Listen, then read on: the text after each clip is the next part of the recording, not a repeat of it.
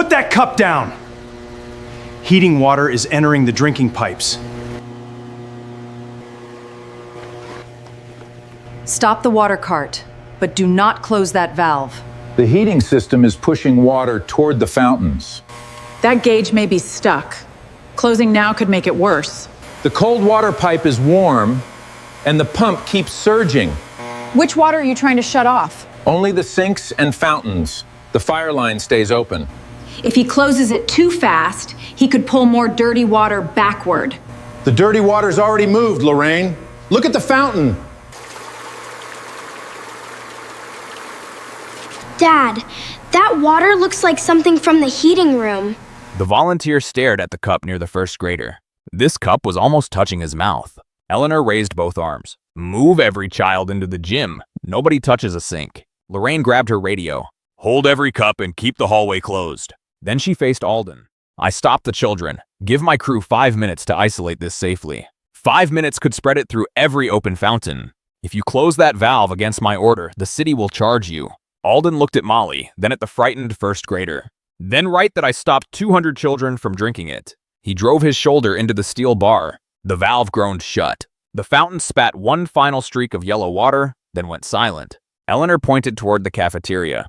Bring every cup back. Cover the carts, lock them in the cooler, and move all students into the gym. Lorraine released their valve key. Preserve the cups if you want, but do not call them laboratory evidence. The city repaired the Hawthorne main before sunrise, and the hydrant sample was clear. The hydrant is upstream of this room, Alden said. It cannot tell us what entered after the service line reached the building. Lorraine checked the red fire service gauge herself. The fire line is stable. On that point, he is correct. The admission made Eleanor pause. Lorraine continued. I am not dismissing the observation. I am saying we need controlled samples and verified valve positions before anyone announces that a school has contaminated water. I have not announced contamination, Eleanor said. I have suspended drinking water use. The volunteer pushed the cart back toward the cafeteria. Alden asked that the cups remain in their original positions and that the cooler door be logged. Lorraine agreed, adding that sealed samples would still have to come from fixed points in the building.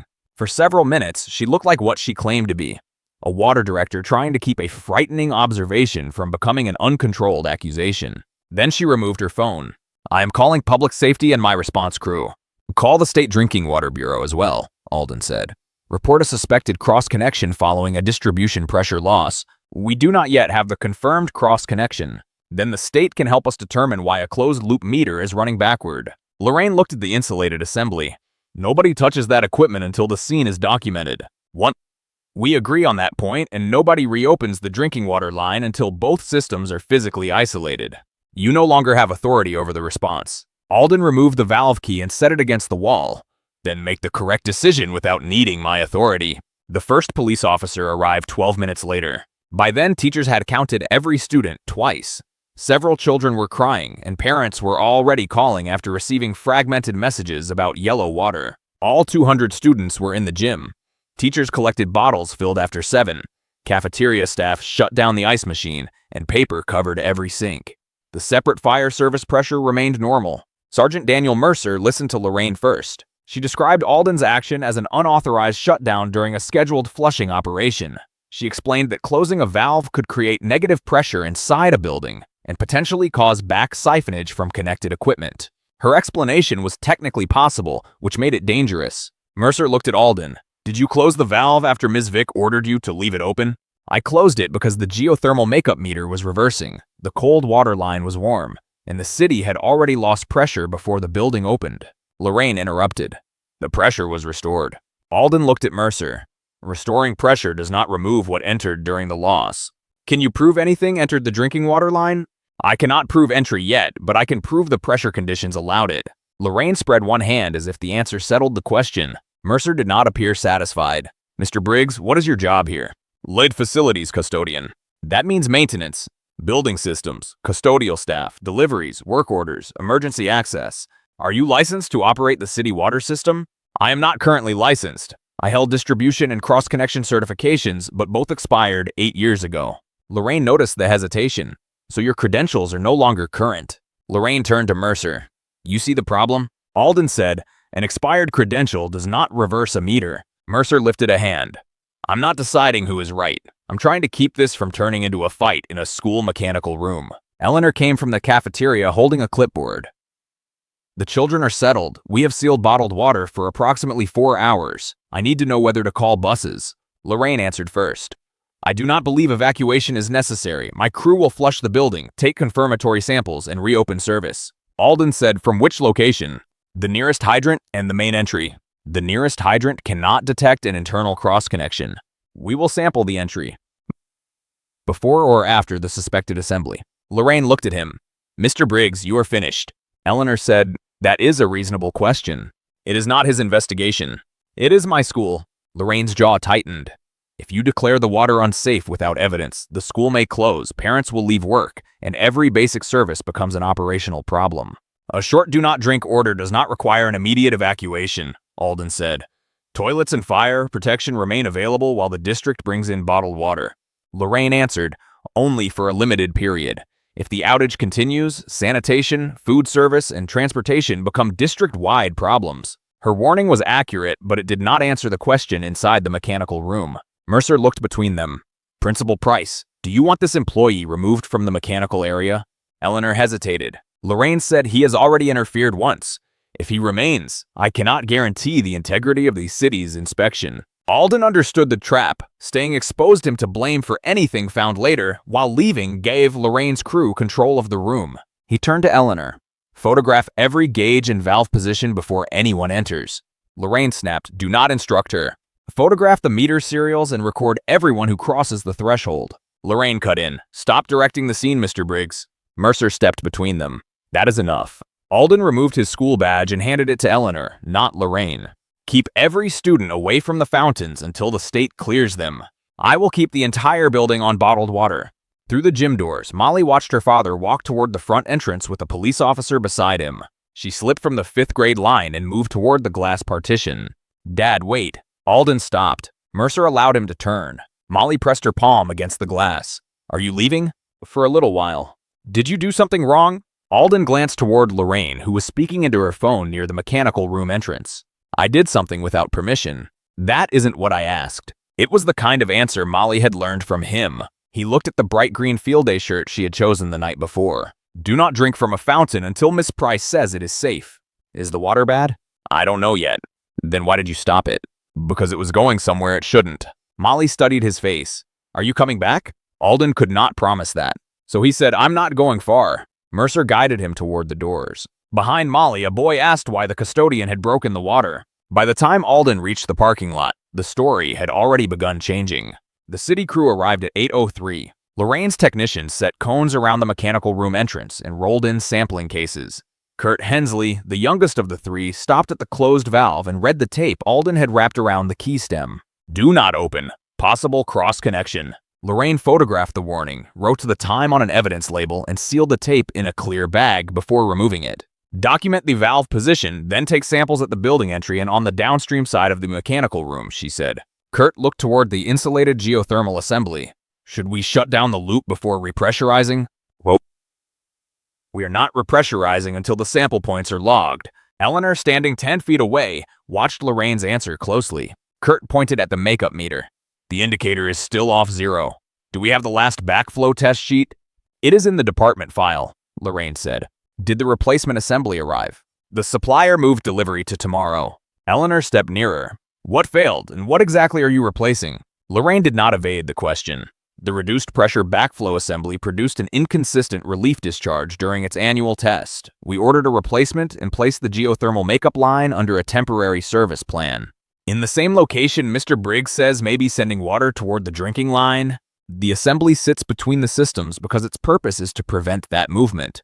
The temporary plan required 2 isolation valves to remain closed unless a technician manually added water to the loop. Were both valves verified after the main break? Lorraine looked toward the covered assembly. The overnight log lists the temporary line as isolated. Kurt asked, did anyone physically inspect it this morning? Lorraine's answer came after a brief pause. Not since the main repair crew cleared Hawthorne Avenue. That was the first answer that made Eleanor's expression change. You were willing to call Alden's observation impossible without checking the 2 valves your own plan depends on? I believed the city log just as your employee believed the meter. We are checking both now. The response was defensible. It also placed the whole morning on a question no one had yet answered, whether the log described the actual valve positions. In the parking lot, Alden sat in his pickup facing the school. Paper suns covered the lower windows, and a field day, today banner still hung over the entrance. His union representative, Mara Keene, arrived with 2 coffees and slid into the passenger seat. The district placed you on emergency leave. You are paid through today. After that, it depends on whether the city asks for charges. They used the word sabotage before anyone tested the internal lines. I heard the accusation, and you also closed a valve after the water director ordered you not to. It is a district-owned isolation valve connected to the city supply. So, both sides can claim authority, Mara said. She opened a legal pad. Now tell me why a school custodian recognized reverse flow, makeup pressure, and evidence worth preserving. I work in the building. That explains knowing the valve, not the rest. Alden said nothing. I ran your licenses, Mara continued. You were a certified distribution operator, a cross-connection control specialist, and an incident investigator for a regional authority. I let both certifications expire 8 years ago. Why walk away from work you still understand? You need that answer for the grievance? I need to know what the city will discover before it uses the discovery against you. They will find an expired license. And something else. Alden took the coffee but did not drink. Mara closed the pad. We will return to it when you are ready. His phone rang. Eleanor. Alden answered immediately. Are the students all right? They're fine. No one drank from the cups. That is the first good news this morning. The city took an entry sample before the mechanical room. That cannot tell them whether the contamination began inside the building. I know the limitation. That is why I hired Greenwell Environmental 3 weeks ago. Alden looked at the entrance. What prompted you to bring in an outside laboratory? So, we had 5 complaints about warm water and a metallic taste first thing in the morning. The city tested twice and said everything met standards. I authorized independent sampling. So, they collected samples this morning. The first was logged at 6:56 from the art room sink, followed by the cafeteria cold line and the North Hall bottle filler. Were the bottles sealed with an independent chain of custody? Barcodes, electronic timestamps, signatures, and Greenwell's courier already has them. Alden closed his eyes for 1 second. The samples had been collected 42 minutes before he closed the valve. If the geothermal chemical was already present, the city's theory would collapse. If the samples were clean, Lorraine's theory would become stronger. When will results be ready? Preliminary screening by early afternoon. Do not tell the city where the samples are. I already told Ms. Vick they exist. Alden opened his eyes. What did she say? That the art sink is not representative because it sits unused overnight. She's right about stagnation. Does that make the sample useless? Stagnation does not make the sample useless. If it contains something that should never be in the potable system, stagnation did not create it. Eleanor lowered her voice. She is preparing to reopen the water. Do not let her. She says the hydrant and entry samples are clear. The entry point is before the suspected connection. I told her. What did she say?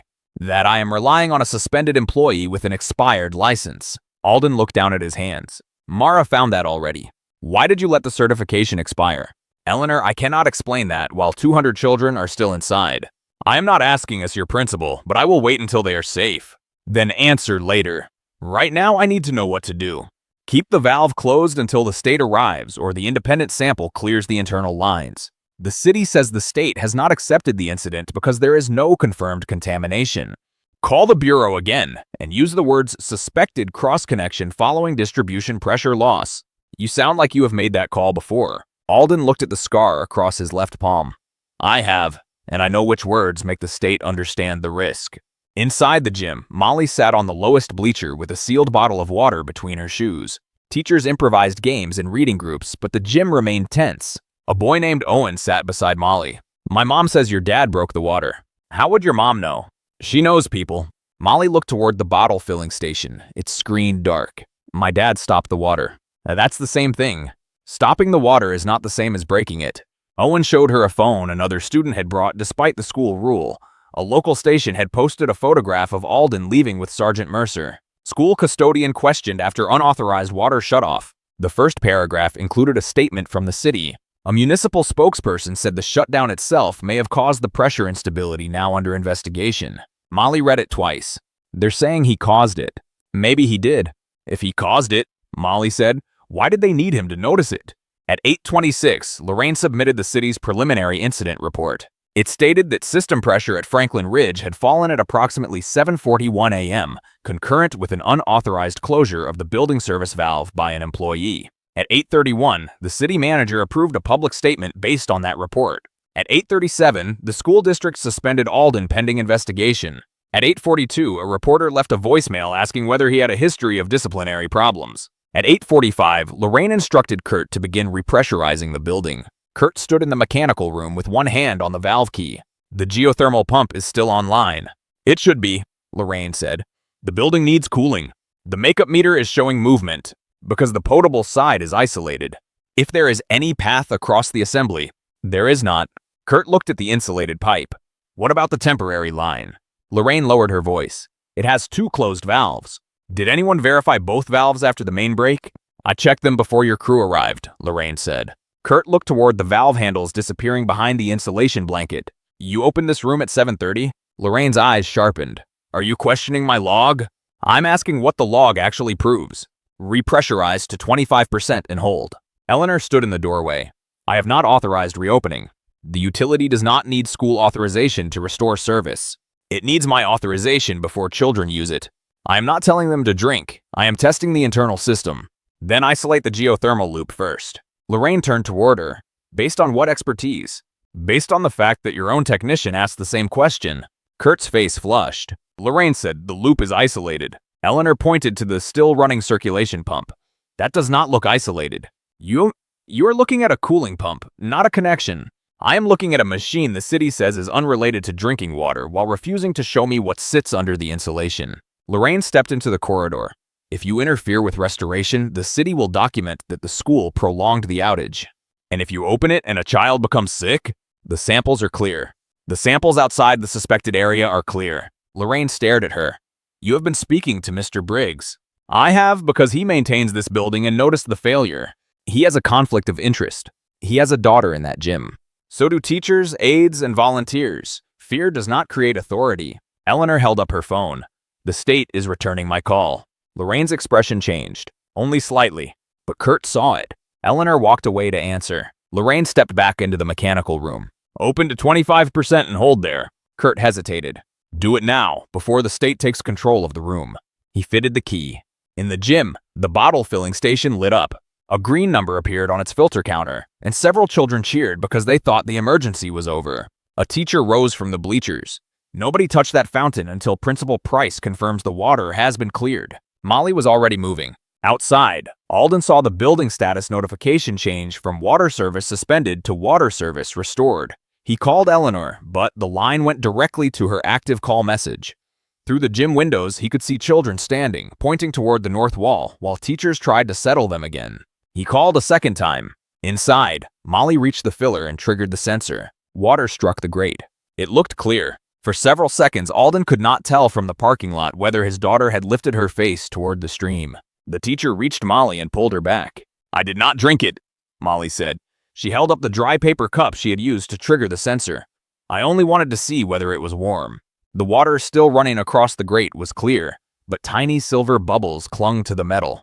When the teacher touched the stream with one finger, it felt warmer than the room temperature pipes should have allowed. A faint, sweet metal odor remained after the sensor stopped. She moved every child away from the wall and found Eleanor near the gym entrance. 2 minutes later, Eleanor called Alden. Molly stood beside her. Alden answered on the first ring. They opened it, Eleanor said. Is anyone drinking? No one has drunk from it. Molly tested the filler before we could stop her. Alden's voice changed. Molly, did you drink any of it or let it touch your face? I did not drink or touch my face. Only one finger touched the stream, and I already washed it with bottled water. What did it look like? It looked clear, but it was warm and filled with tiny bubbles. Alden looked through the windshield toward the mechanical wing. Put the phone on speaker, Eleanor did. In the background, Alden could hear a low mechanical hum. Walk toward the mechanical room. Mara looked at him. What are you doing? I'm listening to the circulation pump through Eleanor's phone. Eleanor moved through the corridor. The hum grew louder. Beneath it came a faint, pulsing vibration. The geothermal circulation pump is running. Eleanor said, I can see Lorraine and one technician. She called through the doorway. What is your name? My name is Kurt Hensley. Alden spoke loudly enough for the phone to carry. Kurt, do not open the potable valve any farther. Lorraine turned. End that call. Kurt looked at the phone. Who is speaking? This is Alden Briggs in the parking lot. Lorraine reached toward Eleanor's phone. Eleanor pulled it back. Alden said, "What percentage is the valve open, and is the makeup meter still moving?" "The valve is open approximately 1/4, and the meter is still moving." "Which direction is the indicator traveling?" Kurt leaned closer. Lorraine said, "The meter is reacting to restoration." Alden ignored her. "Which way is the indicator moving?" "Toward the loop." "That is not possible unless the potable side is feeding the loop," Lorraine said. Alden replied, "Or the loop is pushing through a bypass while the building pressure is still low." Lorraine stepped toward Kurt. "Open to 50%. Alden said, "Do not open that valve any farther." "You are not in command of this site," Lorraine said. "I am not in command, but the pump is telling you the pressure difference still exists. You cannot hear pressure through a phone." "I can hear the pump loading and unloading." Kurt watched the motor housing. The tone changed. Once, then again. "It is cycling," he said. Alden leaned forward in the truck. "Kurt, stay outside the yellow floor line." Kurt glanced down. A faded stripe marked the maintenance clearance around the boilers and pumps. "I need the downstream gauge." "Can you see it from where you are?" "Not the number." "Do not step behind the assembly alone." Lorraine said, "This is becoming dangerous. He is using an old fatal incident to frighten a junior technician into disobeying the licensed operator." The words changed the room. Alden stopped speaking. Mara turned toward him in the truck, while Eleanor looked at Lorraine as if a second emergency had just entered the conversation. Kurt asked, "What fatal incident?" Lorraine did not answer. "Open the valve and complete the restoration." Alden's left hand tightened around the edge of his seat.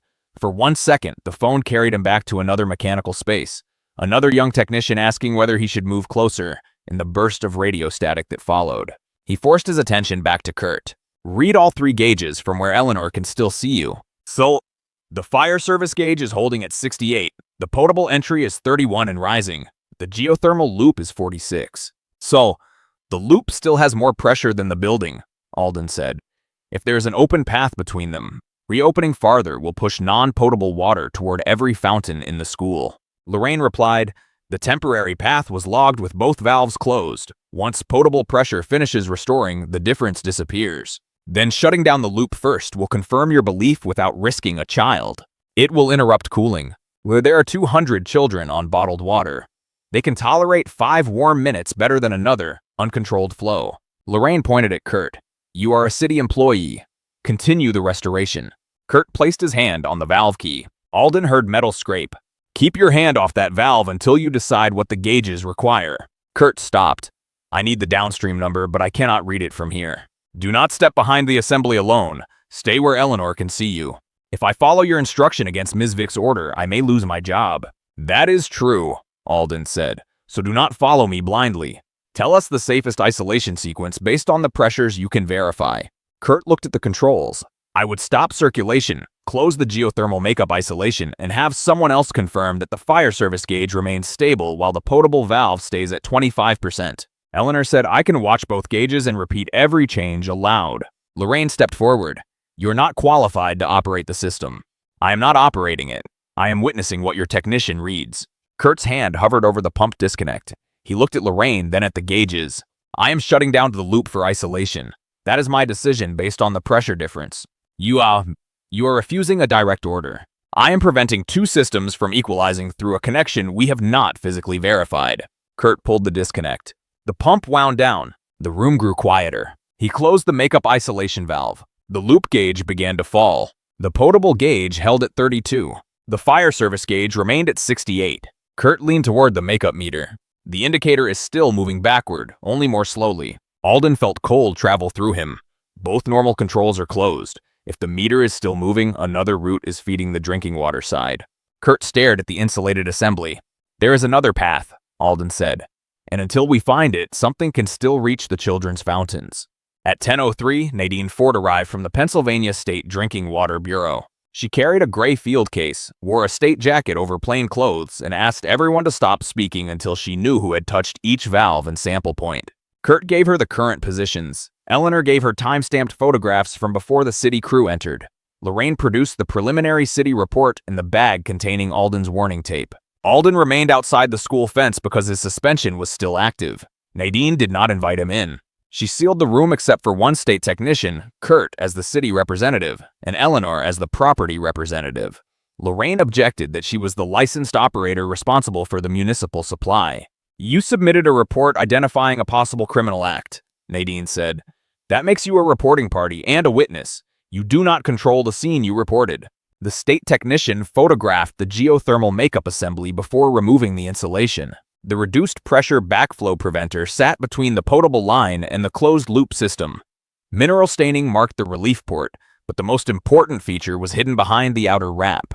A copper line curved around the device. It connected the potable inlet directly to the downstream geothermal connection, bypassing the safety assembly entirely. 2 ball valves sat in the line. One was closed. The other was not. Outside, reporters gathered near the parking lot entrance.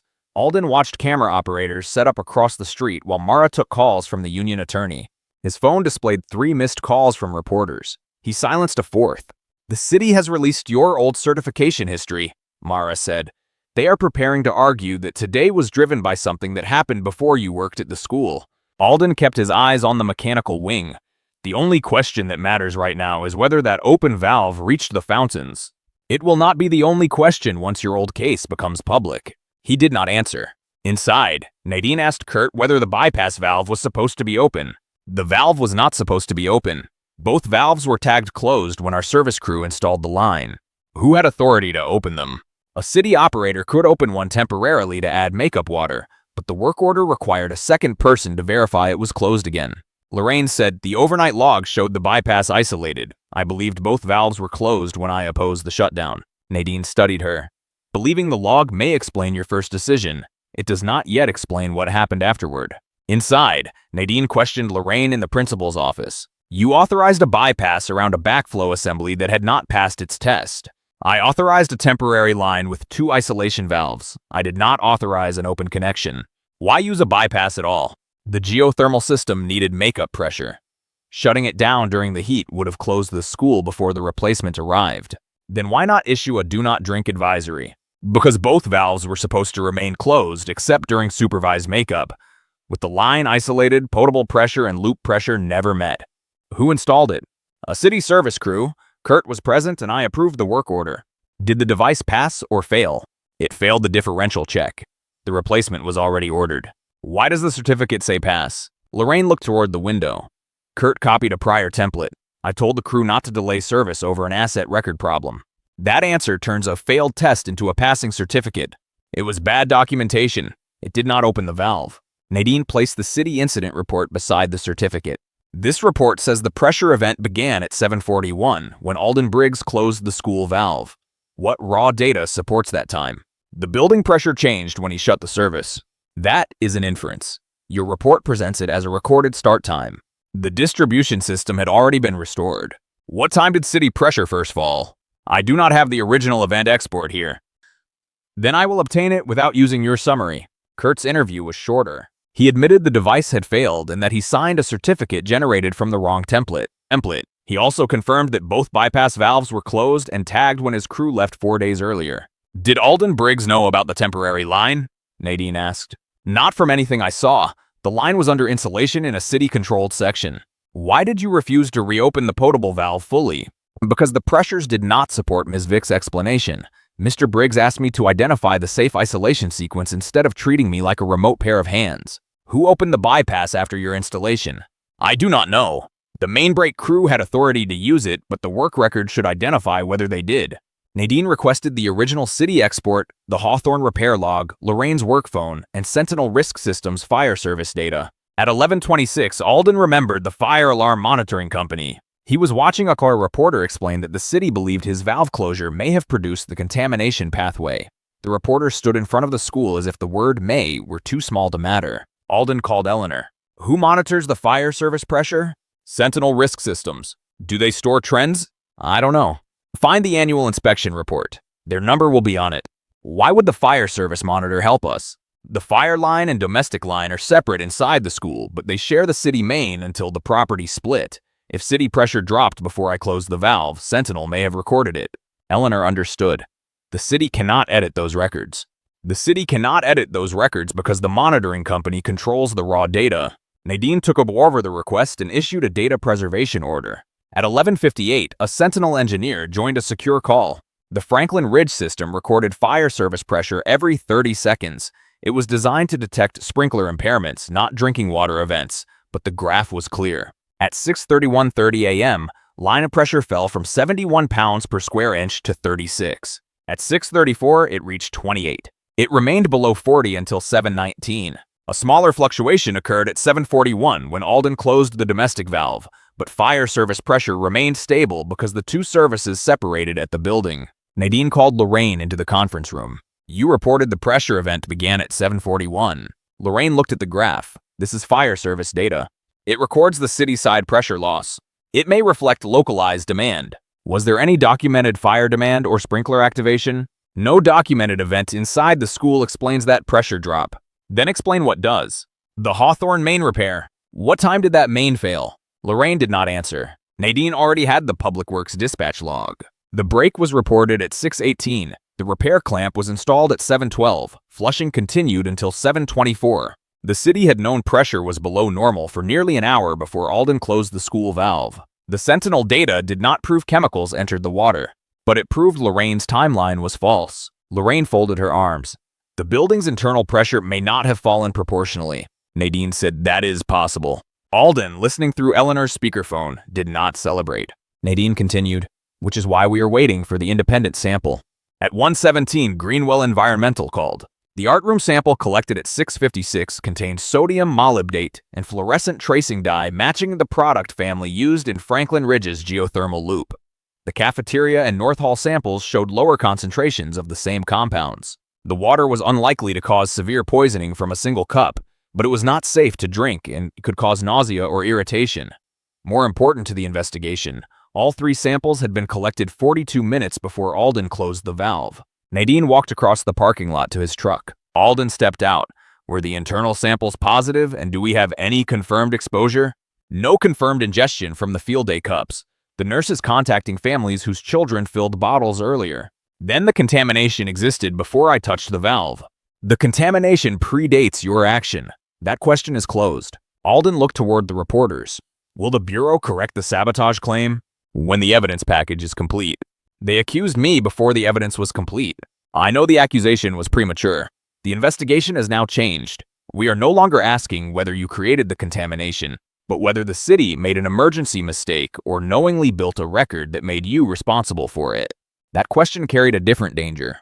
A hydraulic failure could be repaired with metal and seals. A false official record required intent. Mara approached after Nadine returned to the building.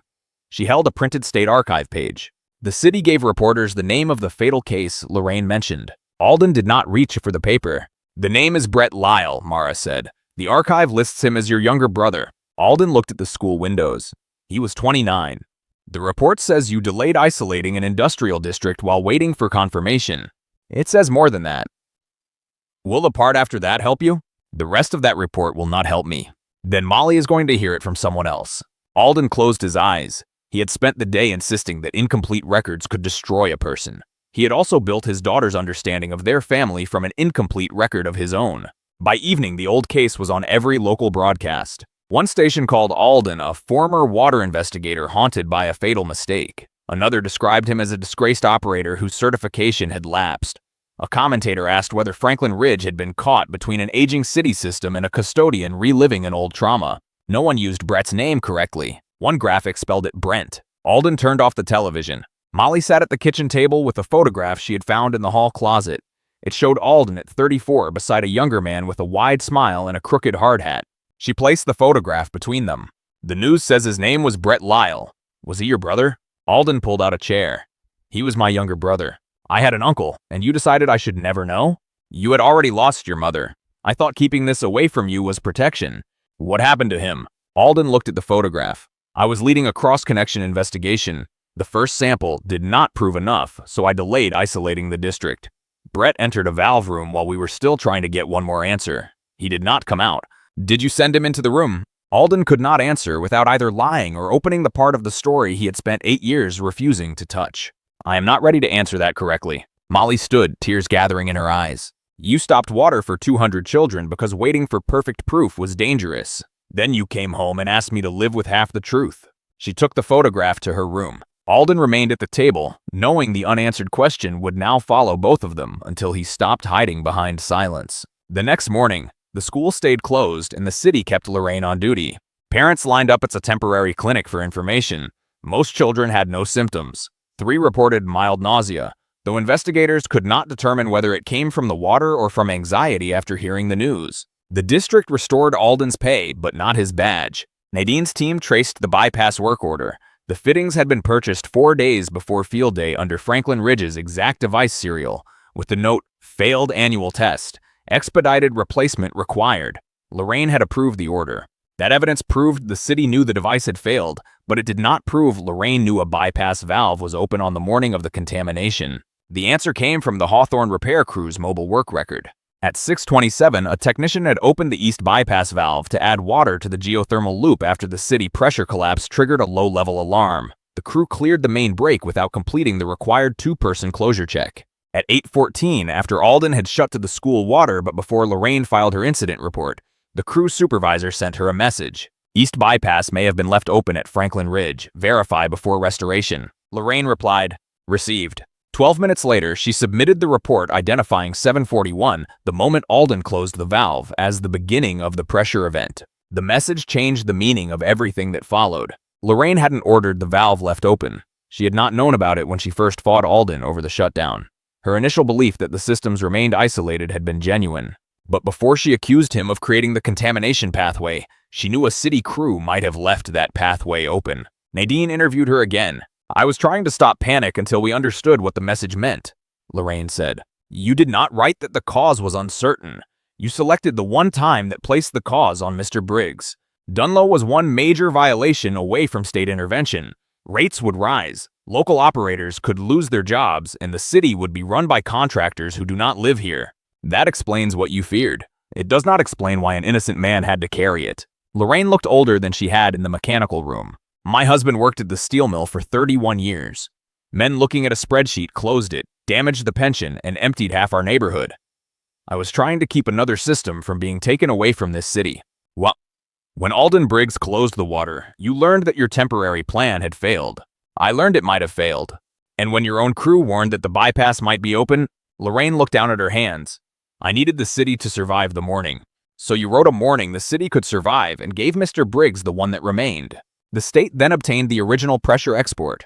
Lorraine had generated a filtered report beginning at 7:40, excluding the earlier main break period. The text message and filtered export together separated a negligent workaround from an intentional effort to redirect blame.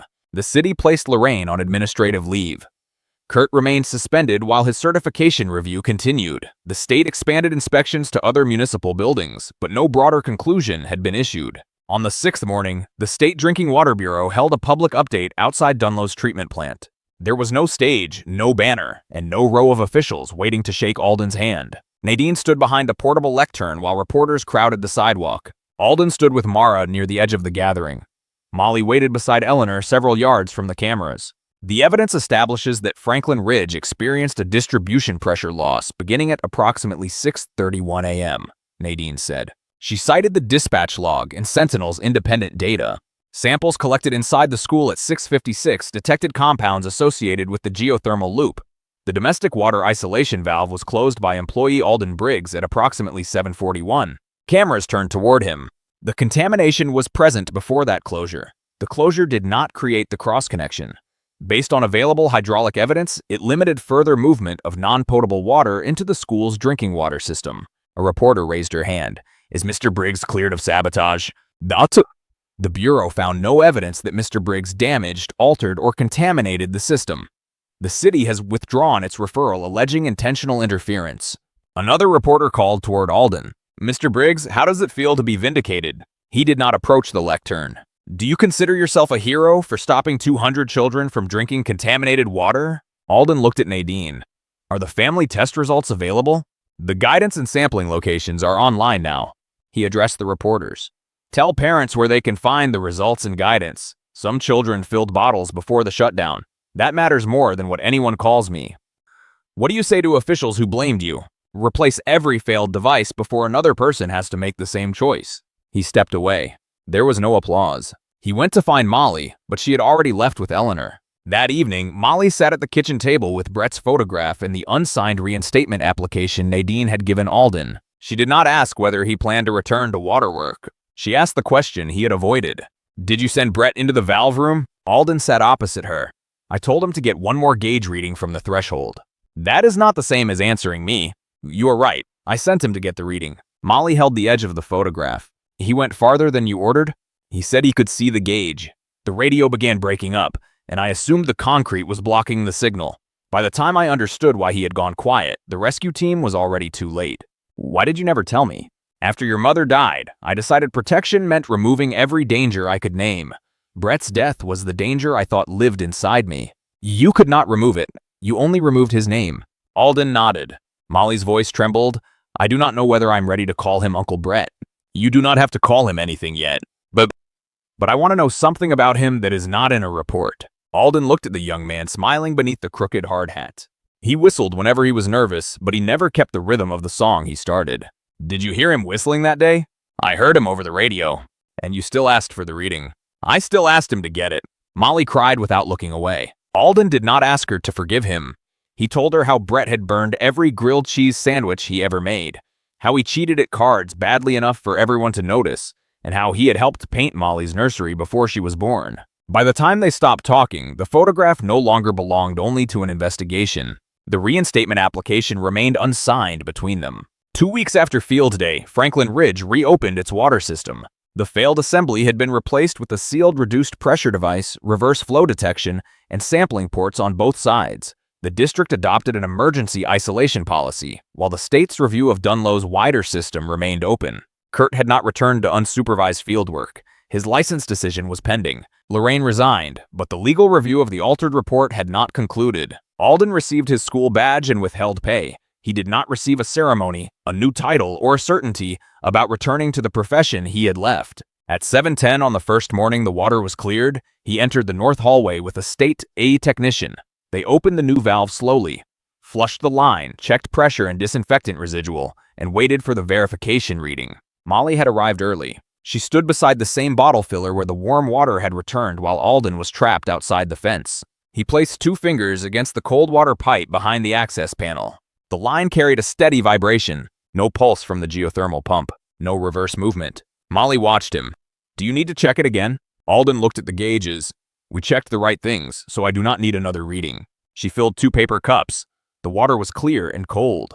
Molly drank first. Alden drank after her. The first bell rang, and classroom doors began opening along the corridor. Before Molly left, she looked at the work bag beside his cart. The reinstatement application was inside, still unsigned. Are you throwing it away? I'm not throwing it away. Are you taking the exam? I have not decided. Molly nodded. Then make the decision because of the work, not because you're still punishing yourself for Brett. She started toward her classroom, then turned once more. Tell me another story about him tonight. I will tell you another one tonight. Molly disappeared around the corner. Alden closed the fountain's access panel and lifted his work bag. The application remained unsigned, but for the first time in 8 years, it had left the kitchen table.